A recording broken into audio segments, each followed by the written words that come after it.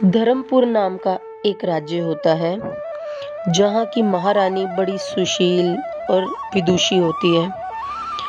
वहाँ पर हमेशा ही भिखारियों को दान दिया जाता है, सम्मान दिया जाता है, आए गए की बहुत ज़्यादा जो होती है इज़्ज़त की जाती है। तो एक बार क्या होता है कि एक भिखारी भीख लेने आता है और भीख के टाइम वो ज़ोर से कहता है कि हे बकरी, एक दिन नहाए कितना पुण्य और 5 दिन नहाए कितना पुण्य, एक दिन नहाए कितना पुण्य, 5 दिन नहाए कितना पुण्य। अब वो जो होता है डेली का उसका नियम होता है, वो 5 बार यही कहता है और भीख लेके चला जाता है। एक दिन महारानी जो होती है वो बहुत परेशान हो जाती है, कहती है कि ये जो भिखारी है ये ऐसे क्यों बोलता है, तुम एक बार मेरे पास लाओ इसे। अब दरबारी जो होते हैं भिखारी को रानी के पास ले जाते हैं। रानी पूछती है भिखारी से कि बताओ कि ऐसी क्या परेशानी है जो आप ऐसा बोलते हो। तब वो बैठ जाता है, कहते हैं कि महारानी ये इस युग की बात नहीं है, इस समय की बात नहीं है, ये बात है हमारे पूर्व जन्म की।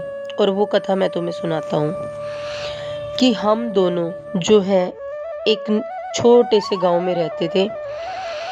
रहते क्या थे वहाँ पर, ये था कि वो जो गांव था वहाँ कृष्ण भक्ति में लीन रहता था। कार्तिक मास में बड़ी धूम मचती थी।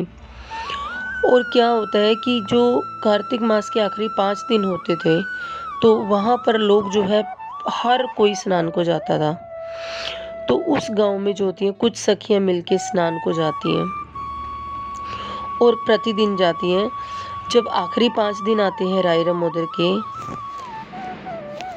तो वो जो सखियां होती हैं वो जाने लगती हैं, तो जो उनकी बकरी होती है वो मैं करने लग जाती है।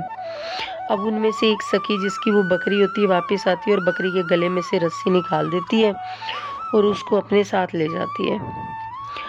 अब अगले दिन भी यही होता है कि वो बकरी मैं करने लग जाती है स्नान के टाइम।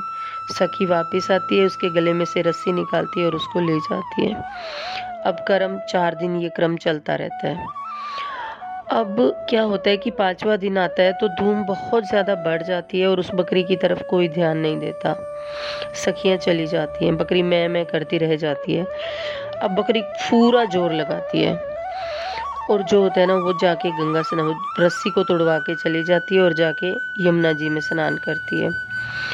और स्नान करने के बाद क्या होता है कि जैसे ही वो बाहर आती है तो उसकी क्या होती है, एकदम किसी चट्टान से टकराने से मृत्यु हो जाती है। तो हे महारानी, वो मृत्यु जिस बकरी की होती है वो बकरी तुम थी, और जो मैं हूँ, मैं वो रस्सा था जूट का जो तुम्हारे गले में बंधा हुआ था। जूट भी एक पौधा होता है और जो होता है वो पौधे क्या कहते हैं, सजीव माने जाते हैं, यानी पौधों का भी एक जन्म होता है। तो मैं जूट का रस्सा था, तो तुम महारानी बनती हो और मैं ये क्या बनता हूँ, गरीब भिखारी। इसलिए मैं आके प्रतिदिन कहता हूँ कि देखो राय दामोदर के 5 दिन नहाने से कितना पुण्य मिलता है कि आप महारानी बन गई हो, और मैं जो है जूट बंधा हुआ था तो मैं एक भिखारी बना हूँ। ये थी तुम्हारी हमारी कहानी और ये राय दामोदर की कहानी होती है। तो राय दामोदर के 5 दिन जो श्रद्धा से, विश्वास से, प्रेम से और भक्ति से स्नान करता है उसकी सब मनोकामनाएं पूर्ण होती हैं और वो जो है मुक्ति को प्राप्त करता है। बोल राय दामोदर महाराज की जय, बोल तुलसा महारानी की जय, बोल राधा रानी की जय।